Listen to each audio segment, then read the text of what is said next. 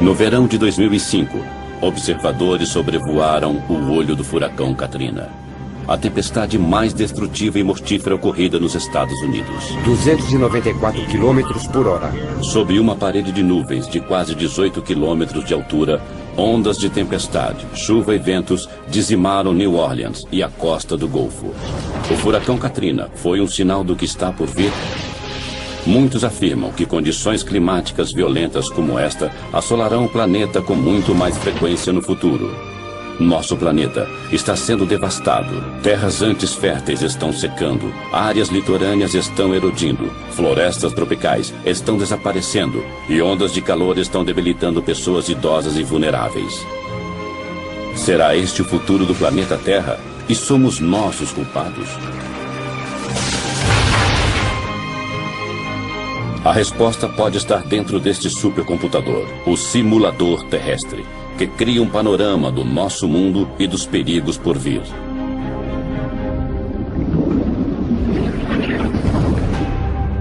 Terra 2100, a Terra em 100 anos. Começa a surgir um mundo onde o aumento das temperaturas cria uma série de problemas. Tempestades violentas, poluição e inundações litorâneas. De acordo com a análise dos cientistas, mais problemas estão por vir. Em 2100, o planeta Terra será um lugar bem diferente, a menos que nós comecemos a proteger nosso futuro.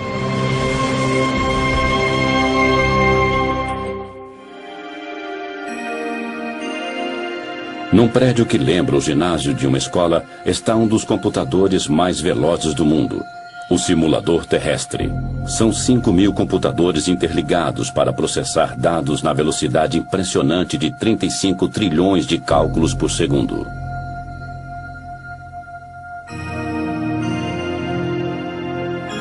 O supercomputador prevê padrões do clima e das condições climáticas. O simulador terrestre divide a atmosfera e os oceanos em milhões de setores e analisa a temperatura, o vento e as correntes oceânicas para criar um planeta virtual como a Terra. Já sabemos que a maior parte do aquecimento ocorrido nos últimos 50 anos foi causado pela atividade humana. Quer dizer, geramos e lançamos gases do efeito estufa na atmosfera da Terra. Nós pegamos esta informação e a inserimos em imensas simulações de computador. Podemos simular o que talvez acontecerá em várias partes do mundo nos próximos 100 anos.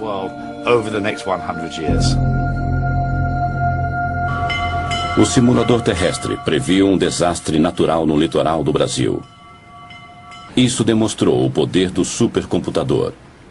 Em agosto de 2004, ele previu a passagem do primeiro furacão no litoral brasileiro. Quando a tempestade surgiu, os cientistas ficaram impressionados.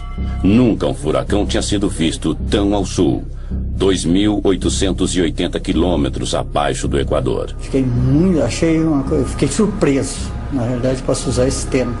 Não temos experiência sobre isso, é um fenômeno que acontece nos trópicos, né? Então, realmente nós estranhamos muito o que estava acontecendo. No Centro de Voos Espaciais Goddard, os cientistas também rastreiam formações climáticas anormais. Nós duvidamos no começo, mas com o passar das horas ficou evidente. Aquilo era mesmo um furacão. Todas as provas que vimos de vários satélites nos 2 dias seguintes indicaram de forma cada vez mais convincente. Um furacão categoria F1 ia atingir o litoral do Brasil. Nunca um furacão havia surgido tão ao sul. As simulações mostram que estamos criando condições que às vezes provocarão furacões em locais onde eles nunca surgiram. O furacão, também chamado de ciclone e tufão, forma-se geralmente numa área em torno do Equador e se desloca para latitudes mais altas. Não havia registro de furacões ao sul do Atlântico. Além disso, essa área de baixa pressão formou-se não nos trópicos, mas numa zona temperada. A tempestade foi batizada de Furacão Catarina. Ela matou 11 pessoas e destruiu e danificou milhares de casas.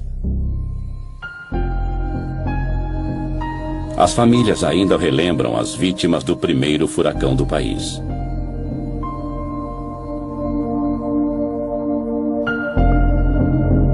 Nas décadas que virão, o simulador terrestre prevê um aumento mundial de tempestades violentas e furacões de categoria F5. As tempestades são alimentadas pelas temperaturas em elevação.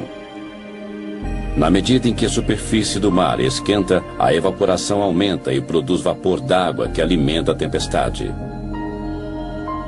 Quanto mais umidade, maior a tempestade. Estes computadores imensos simulam a intensidade destas tempestades violentas que surgirão com muito mais frequência. Uma simulação de computador mostra 2 tufões seguindo para o Japão em 2096. Parece que os dois atingirão o litoral japonês, mas no último instante um deles desvia para o norte. O outro se choca contra a ilha de Shikoku com o mesmo impacto do furacão Katrina. A tempestade traria quantidades imensas de chuva, 60 centímetros em 48 horas. Uma combinação de ondas de tempestade e o transbordamento de rios inundariam as ruas da cidade e áreas vizinhas. Com ventos de 288 km por hora, as lojas e casas de Shikoku seriam dizimadas. Árvores imensas seriam arrancadas do chão durante o ataque impiedoso do tufão. Ninguém sairia ileso do bombardeio do tufão de categoria 5.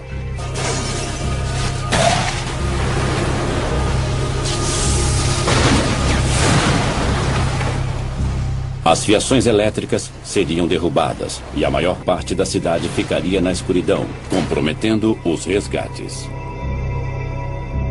O tufão de Shikoku foi uma amostra apavorante do futuro numa simulação de computador. Mas a violência do furacão Katrina, que devastou New Orleans e a região do Golfo, foi verdadeira.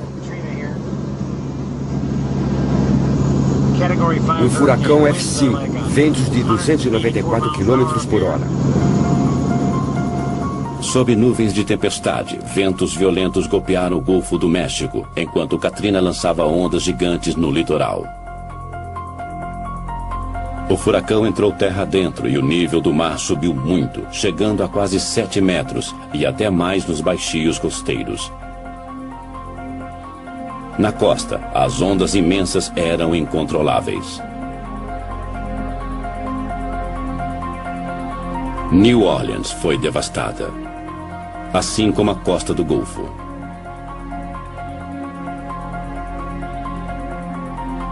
O furacão Katrina lançou uma trilha de destruição até onde os olhos podiam alcançar. Foi o pior desastre natural da história dos Estados Unidos. O Katrina deixou para trás milhares de sonhos destruídos. Foram quilômetros e quilômetros de destruição sem fim. Marie Fernandes relembra a destruição de sua casa. Foi uma onda gigante. Tudo foi destruído por aquela onda. Janelas, portas, tudo. Ela rugia como um monstro. Tinha água por toda parte e tudo começou a boiar. A tempestade e suas ondas mataram quase 2.000 pessoas. E uma área quase do tamanho do Reino Unido foi declarada zona de devastação. Para crianças e adultos, foi um teste de fé. Temos que começar de novo. É difícil, mas pelo menos acabou. A destruição foi mais grave em Biloxi, Mississippi. Os destroços retorcidos são testemunhas do poder devastador do Katrina. Fotos aéreas de uma ponte mostram o antes e o depois do furacão.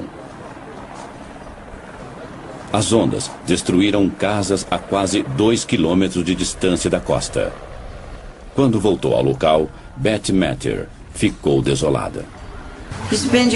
Você trabalha a vida toda e acha que está tranquilo, aposentado, mas ver o vento levar tudo.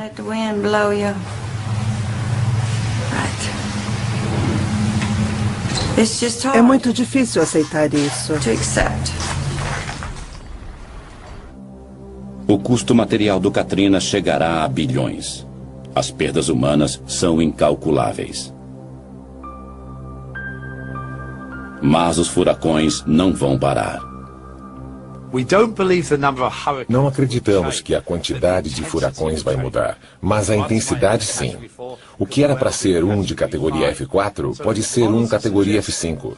As simulações mostram que, com o aquecimento da Terra, a superfície dos oceanos também esquenta e, por isso, veremos tempestades bem mais fortes, e estes computadores imensos simulam a intensidade destas tempestades violentas.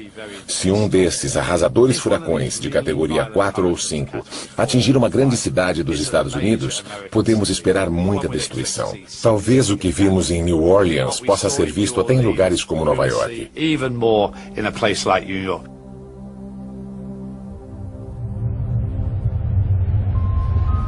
Autoridades federais e municipais analisam o poder de destruição de um furacão de categoria 5 e a tempestade que o acompanharia se chegassem a Nova York. É uma previsão sombria. Os problemas começariam horas antes do furacão atingir a costa, como pontes derrubadas por ventos violentos, e dirigir seria extremamente perigoso. Os arranha-céus de Nova York ficariam vulneráveis com ventos de mais de 200 km por hora. No solo não seria mais seguro, pois a inundação impediria os moradores de fugir de carro ou metrô.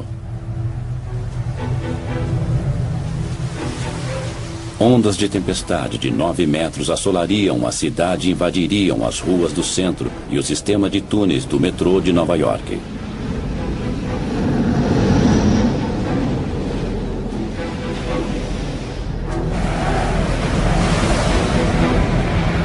As ondas inundariam o túnel Holland, uma rota importante para sair da cidade.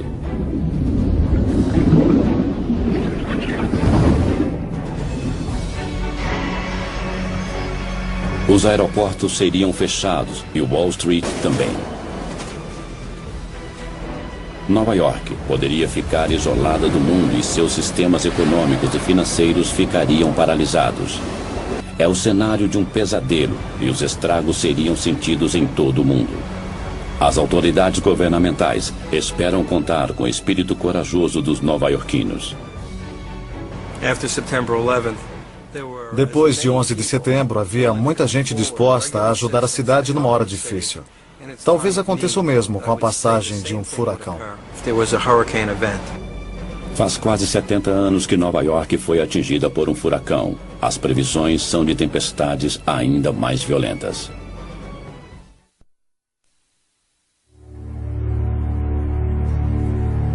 As ondas de calor são outro problema letal do aquecimento global. Desde a Revolução Industrial, o dióxido de carbono aumenta velozmente. As temperaturas globais subiram cerca de 9 graus e a previsão é de que esquente ainda mais. Nos próximos 100 anos, no ano 2100, a Terra aquecerá de 1,4 graus até 5,8 graus Celsius. A temperatura poderia subir acima de 50 graus. Em alguns locais, as temperaturas elevadas serão uma ameaça à vida. Em agosto de 2003, Paris sofreu com uma intensa e mortífera onda de calor. 10 dias de calor escaldante com temperaturas de mais de 35 graus Celsius. Naquele verão, a França ficou totalmente seca. E em agosto, a zona quente de alta pressão que fica normalmente sobre o norte da África deslocou-se e assolou toda a França e grande parte da Europa. O calor permaneceu no continente por mais de 10 dias. O clima seco e quente criou uma onda de calor fatal.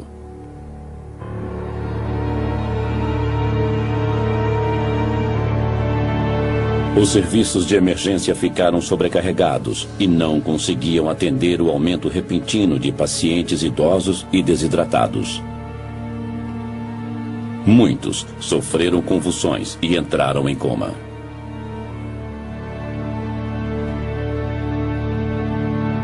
Surchargé, étouffé, j'imagine.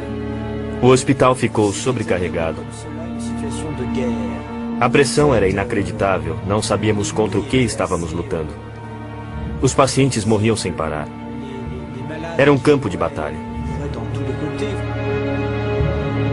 Quando o corpo desidrata, ele deixa de suar e a temperatura corporal aumenta rapidamente.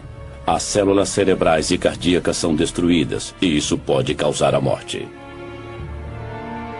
A falta de ar-condicionado era um problema grave. A temperatura não subia apenas durante o dia, subia à noite também. E se você não tivesse ar-condicionado, o corpo não conseguia esfriar à noite. Por isso, muitas pessoas morreram.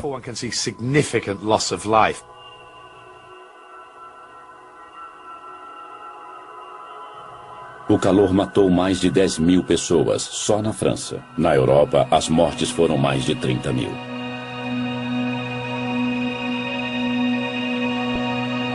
O simulador terrestre prevê um aumento global nas mortes causadas pelo calor nas décadas futuras. As zonas vermelhas mostram as áreas de maior risco. Na Europa, regiões frias serão atingidas por temperaturas fatais. A previsão mostra que temperaturas mortíferas podem também atingir China, Japão e o resto do leste da Ásia. O Dr. Larry Kalkstein, da Universidade de Delaware, usa as informações do supercomputador para calcular mudanças futuras nas mortes urbanas devido a ondas de calor. Em Tóquio, as mortes podem aumentar 2,5 vezes em 50 anos. Após 100 anos, as mortes poderão aumentar 11 vezes. Em Londres, esse aumento chegará a 47 vezes em 2100. E em Nova York, haverá 43 vezes mais mortes causadas pelo calor no mesmo período. Os cálculos das 6 maiores cidades do mundo mostram um grande aumento nas mortes causadas por altas temperaturas nos próximos 100 anos. Os resultados foram mais devastadores nas cidades ao norte, regiões frias atualmente. Perto da linha do Equador, poucos morreriam pelo calor, porque o calor é o mesmo todo dia. É quente, mas é igual. Mas Tóquio, Nova York, Toronto e Paris são locais mais vulneráveis, porque num dia pode fazer 35 graus e no outro pode fazer 20 graus. As pessoas não estão acostumadas, a estrutura urbana não está preparada. As casas não são adaptadas para isso.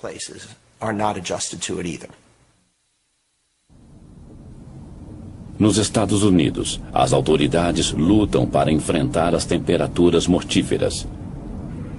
Na costa leste, a Filadélfia foi assolada pelo calor em 2005. Com as previsões de mais de 100 mortes causadas pelo calor, a prefeitura criou medidas de emergência e alertou sobre a onda de calor.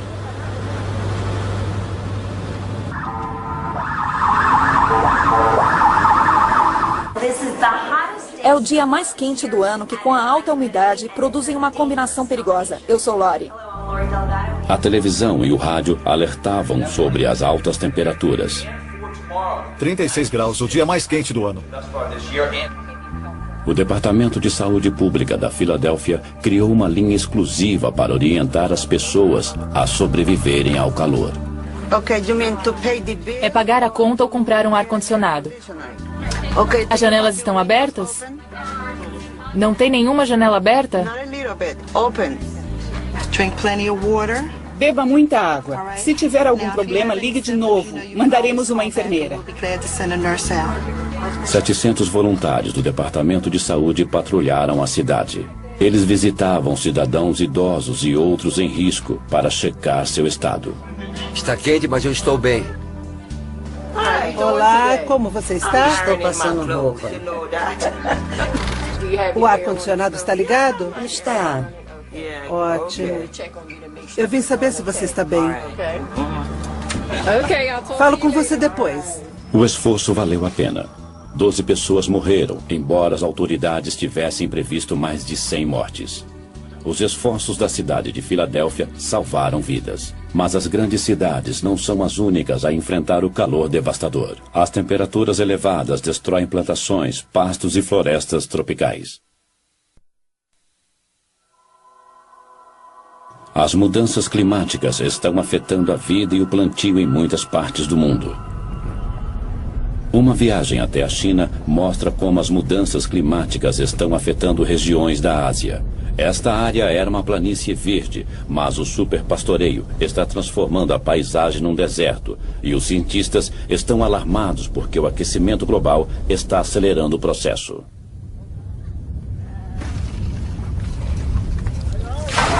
Os aldeões estão sempre criando gado com os pastos da região. Agora os pastos estão morrendo e o deserto está aumentando. Tem uma casa soterrada aqui. Aqui era um cercado de ovelhas. Esse estilo de vida está mais ameaçado a cada ano com o avanço dos desertos, que soterram casas e localidades essenciais para eles. Só levou 7, 8 anos para ficar assim. Essa parede está bloqueando a areia. Não posso usar o lugar, mas não posso demoli-lo. A combinação do mau uso da terra e de um mundo cada vez mais seco e quente são um desastre para os moradores daqui. As perdas aumentam. A terra fica mais árida, fica infértil. As pessoas saem do campo para as cidades que já estão com problemas de superpopulação. Não são só os pastos que estão morrendo. Do outro lado do mundo, as florestas tropicais brasileiras estão desaparecendo. A água e a vegetação interagem para formar o ecossistema rico da floresta amazônica. Atravessando a floresta está o maior rio do mundo em volume de água, o Rio Amazonas. Em agosto e outubro de 2005, houve uma estação de seca recorde e o mundo viu uma amostra de como o Rio Amazonas pode ficar daqui a 100 anos. Este curso d'água poderoso, que atinge quase 10 quilômetros de largura em alguns trechos, literalmente secou. O verde claro é grama. Ela cresceu no leito exposto do rio. Em alguns pontos, o nível da água caiu absurdamente, entre 5 e 10 metros.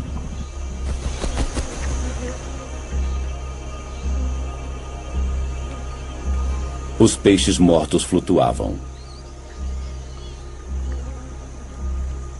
Quando o nível da água desceu, a água restante não continha oxigênio suficiente para manter os peixes vivos. Eles se tornaram um alimento fácil para os carniceiros. 48 anos que eu tenho aqui, nesse local, morando aqui, e nunca tinha visto uma seca dessa que nem aconteceu esse ano, né? Porque ainda está morrendo lá dentro, mas não estamos mais pegando, devido à água estar poluída já pela mortalidade que morreu, né? A seca rigorosa foi atribuída às estranhas temperaturas quentes na superfície do Oceano Atlântico. Geralmente, o ar que suga a umidade das águas do Atlântico paira sobre a bacia do Amazonas e atinge a Cordilheira dos Andes. Na medida em que o ar sobe, as nuvens se formam e despejam a umidade em forma de chuva. A chuva evapora para formar mais nuvens novamente e o ciclo continua. Mas em 2005, as altas temperaturas da superfície do oceano aqueceram o ar, criando uma corrente de ar ascendente sobre o Atlântico. A corrente de ar ascendente formou nuvens no local. Elas caíram em forma de chuva sobre o oceano. O ar seco se espalhou. O resultado: o Rio Amazonas ficou coberto por uma corrente de ar seco descendente. Isso quebrou o ciclo e impediu a queda da chuva.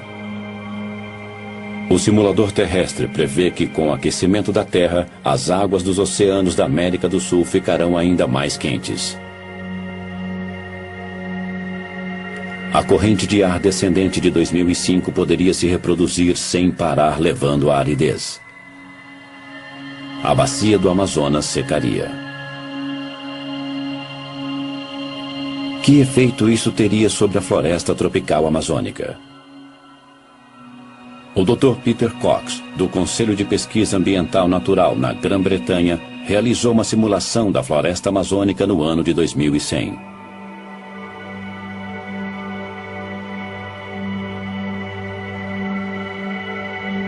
O resultado foi chocante.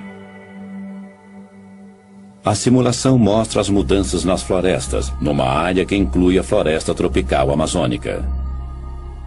Na segunda metade deste século, a terra secará e desertos surgirão. As florestas começarão a desaparecer a partir da foz do rio Amazonas. Em 2100, 2/3 da floresta terão sido destruídos. No lugar da floresta, haverá um deserto vasto maior que a Península Árabe. A simulação não inclui desflorestamento feito por humanos. É um desflorestamento indireto causado pelo aquecimento global e mostra que o efeito estufa é uma ameaça tão grave quanto o desflorestamento direto. A simulação mostra como a desertificação do rio Amazonas ocorrerá. Haverá pouquíssima chuva, por isso as plantas não terão água suficiente. Muitas árvores definharão. Depois que uma área secar, isso acelerará o efeito em outras áreas. Um matagal de savana vai surgir. Depois ele se tornará grama. Na medida em que o clima secar, nem a grama resistirá. Em 2100, o poderoso rio Amazonas estará ressequido e se tornará uma extensão do deserto. A seca também é um problema no sul da Espanha. Em julho de 2005, os fazendeiros foram às ruas para exigir mais água para suas fazendas.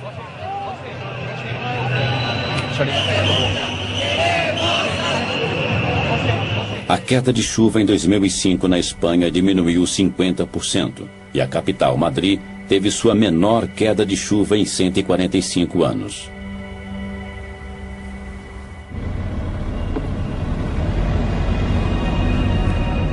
No sul da Espanha, a província de Múrcia é conhecida por suas frutas e vegetais. À primeira vista, este pomar de pêssegos parece verde.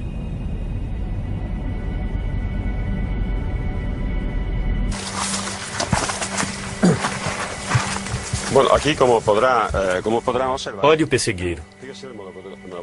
Esta é a fruta. Elas eram deste tamanho. O tamanho diminuiu. É porque não tem água.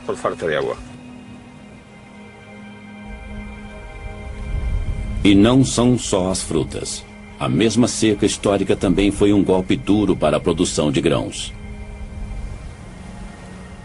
No cinturão de grãos da Espanha, a queda de chuvas foi apenas 1/3 da média.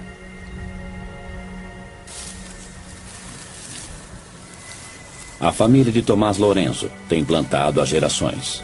E o trigo sempre foi um alimento importante nos 90 hectares da fazenda. Lourenço conhece os sinais de uma boa plantação. Normalmente, pode 90 centímetros, 1 metro, 1,20. Tem 1 metro. Geralmente é desta altura. Você tem que afastá-los para andar. Para poder andar. Senão, assim, isto nada. Todo ruinoso. É terrível. Isto é a espiga.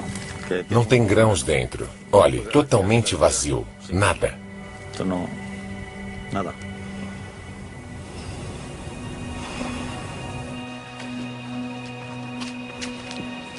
Este é o celeiro de Lourenço. Antes ele ficava cheio de grãos até o teto. Este ano, a colheita foi menos de 5% do padrão normal. As perdas chegaram a $70 mil. Se a seca continuar, está acabado para os fazendeiros. Não podemos suportar isso. Não poderíamos suportá-lo.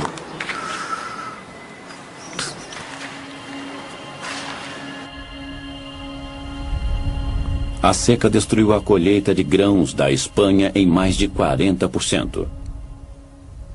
O governo teve que apelar à União Europeia para uma ajuda de 8 milhões de toneladas de grãos. O que acontecerá com o clima da Espanha no futuro? O simulador terrestre prevê que em 100 anos as chuvas na Espanha diminuirão 10%. As temperaturas continuarão a subir e o solo se tornará cada vez mais seco. É provável que secas como a de 2005 ocorram sempre.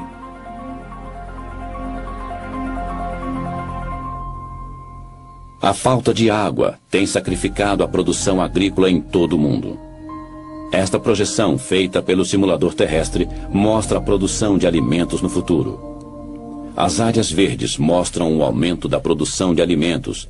As vermelhas mostram a diminuição.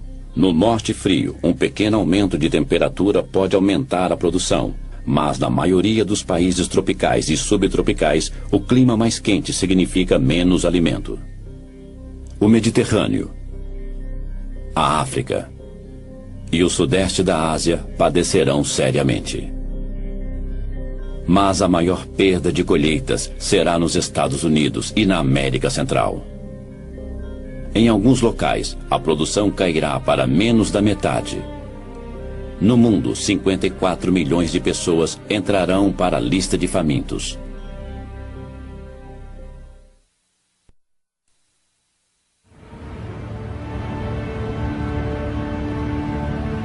Em Kaohsiung, Taiwan, há uma guerra. Um exército de inspetores de saúde está no ataque, e as redes de borboletas são as armas. O inimigo é uma espécie de mosquito africano que carrega o vírus mortífero da dengue, e o aquecimento global é aliado do inseto. Como algo tão pequeno pode ser tão letal? Começando na África, o habitat do mosquito se estende pelos trópicos até o sul de Taiwan, seu limite ao norte. O vírus da dengue provoca a febre da dengue. Quando os mosquitos infectados picam as pessoas, o vírus penetra no corpo. Os infectados sofrem erupções cutâneas e uma febre de quase 40 graus.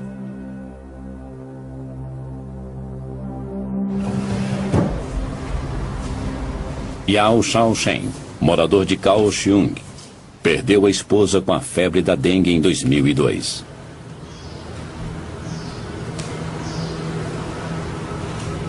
Ela já havia contraído a febre da dengue 3 anos antes.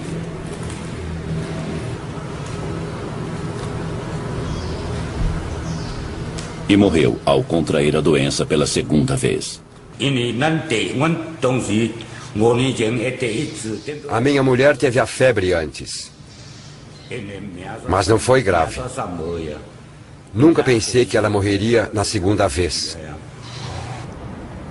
O vírus da dengue chega a Taiwan vindo dos mares todo ano. Mas quando a temperatura cai abaixo de 20 graus, o mosquito que carrega o vírus e todas suas larvas morrem. No inverno, o mosquito é exterminado. Mas agora, os hóspedes indesejáveis estão ficando por mais tempo.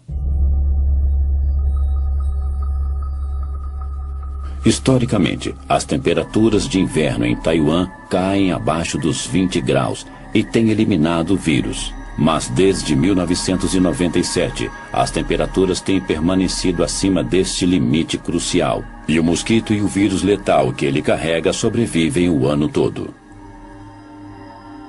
As larvas do mosquito que carrega o vírus da dengue conseguiram sobreviver ao inverno de 2001 e 2002, causando uma epidemia.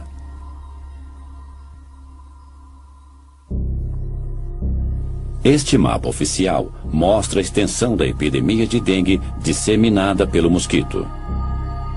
Ela está restrita ao sul da ilha, perto da cidade de Kaohsiung, mas as autoridades estão apreensivas, pois há outras áreas em risco.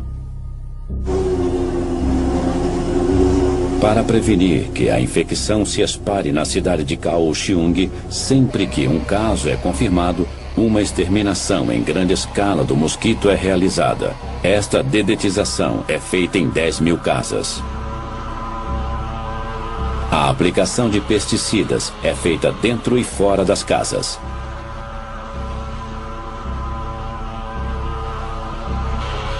A dedetização é um trabalho difícil, mas ela tem evitado a repetição da epidemia de 2002.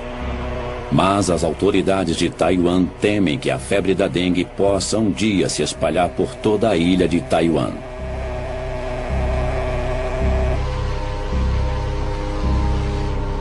Não é só um problema de Taiwan. O aquecimento global está criando novos locais de reprodução deste vírus.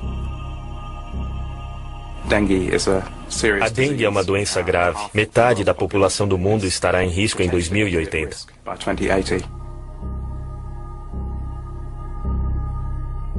Se o clima continuar esquentando, veremos mosquitos transmissores de doenças em nosso quintal? Podemos calcular a disseminação da febre da dengue e doenças similares monitorando as mudanças de temperaturas no mundo? Aqui, as áreas em vermelho escuro no mapa mostram regiões de alto risco. Em 2080, mais partes da África e Índia estarão em risco, assim como regiões ao sul dos Estados Unidos e Japão. Hoje, 2,5 bilhões de pessoas vivem em áreas de risco. Em 2080, o número ultrapassará os 5 bilhões.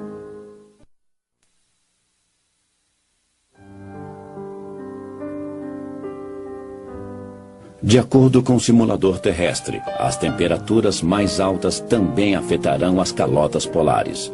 O dano é tão grave que a camada permanente de gelo desaparecerá em 2070. No final deste século, estima-se que as calotas de gelo derretidas elevarão o nível dos oceanos em mais de 90 centímetros, colocando em risco milhões de pessoas que vivem à beira-mar. Na ilha de Shishmahev, os moradores já sentem os efeitos do aquecimento global. Localizada no litoral do noroeste do Alasca, esta ilha estreita tem cerca de 5 quilômetros de extensão e apenas 600 moradores. A maioria dos moradores é de indígenas norte-americanos que vivem da caça e pesca. Hoje, eles procuram um novo lugar para viver. Nos últimos anos, o litoral diminuiu drasticamente devido à erosão e muitos moradores perderam suas casas.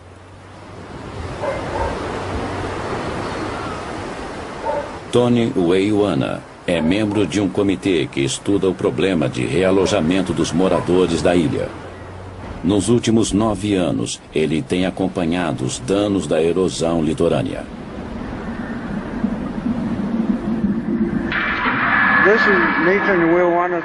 Esta é a casa do Nathan Weiwana, que caiu no mar numa tempestade uns dias atrás. O solo sob a casa foi devastado pelo mar. Depois que o solo congelado é exposto às ondas, a água o vai destruindo, e alguns dias depois, o solo derrete e a casa desaba.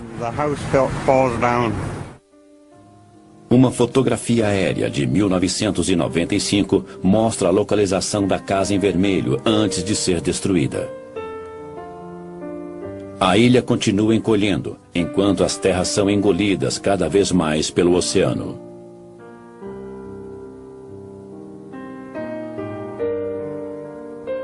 Em apenas uma década, o litoral recuou em quase 60 metros.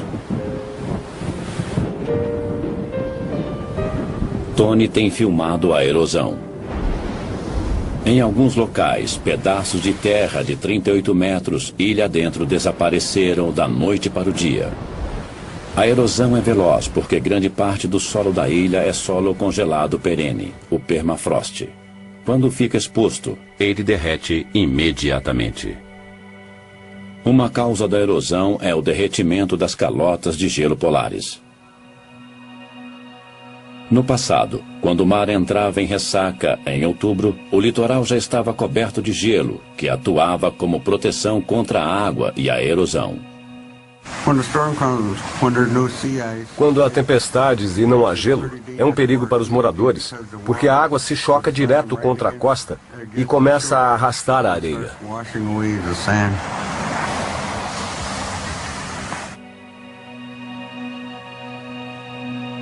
Os satélites e outros tipos de dados mostram que a camada de gelo de outubro diminuiu mais de 480 quilômetros ao norte nos últimos 30 anos.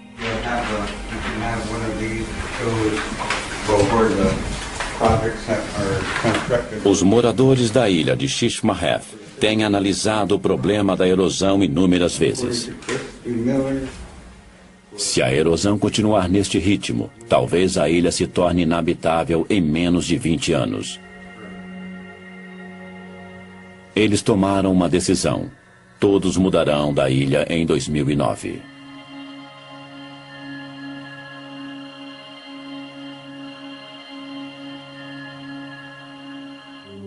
Eles não querem conflito com outras comunidades. Querem evitar isso a todo custo, mudando para outra cidade. Nunca os moradores tiveram que enfrentar uma provação dessas.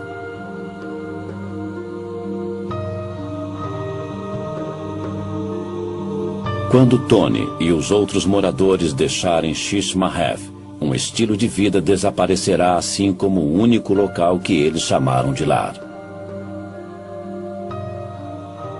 No Alasca, quase 184 aldeias já perderam praias e permafrost, devido às altas temperaturas. Mas isso é só o começo. Há muitas ilhas e litorais que serão engolidos pelo mar. Quase 2.600.000 quilômetros quadrados de terra sumirão com o aumento do nível do mar. Muitos países de regiões baixas como Kiribati, Tuvalu e as Maldivas ficarão praticamente submersos. Alguns podem até desaparecer. Milhões que moram no litoral perderão seus lares. 10 milhões nos Estados Unidos, 27 milhões na Indonésia e 33 milhões no Vietnã. 260 milhões no mundo todo. 1/4 bilhão de refugiados do aquecimento global. As simulações de computador nos ajudam a prever o futuro do planeta. Elas mostram um mundo sob ataque. O clima inóspito e as variações climáticas causarão danos sociais, econômicos e ambientais que não podem ser recuperados. O panorama ambiental mostra que o mundo está em perigo e que devemos fazer algo a respeito agora. Com as simulações de nosso planeta em perigo, será que os governos se unirão para reduzir as causas das mudanças climáticas no planeta? Se o mundo reverter as mudanças climáticas, voltaremos a ter um mundo seguro. Os governos devem se unir às indústrias e trabalharem juntos com a sociedade para evitar as mudanças climáticas previstas. Que mundo queremos para os nossos filhos e netos? Se quisermos deixar um mundo vibrante e abundante, com corais, florestas, temos que impedir as mudanças climáticas.